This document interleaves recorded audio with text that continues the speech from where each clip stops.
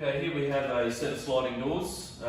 Sliding doors are really good for very large openings where maybe a bifold can't quite go that wide, and it's a different option. There's two different main types of sliding doors. We have our standard sliding doors, which is this set. This set here has a fixed panel at the end, and all the doors slide up to one end. The other way of doing it is having a set of sliding stacker doors, is what we call them. The doors actually go to the outside of the house and they stack behind the wall, giving you 100% of the opening open. Our sliding doors are all done on a brass bottom track with adjustable rollers. There's a stainless steel ball bearing guide that runs in the top on the head, and central drop bolts generally, or you can have a key operated lock in the middle of your stile.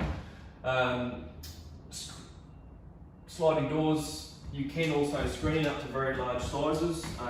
Here we have a central screen. This side has a block out option as an option, or you can have just your standard screens as well. This side over here has a standard screen with a standard mesh. So you can screen up to sizes of around about 9 metres long and 3 metres high.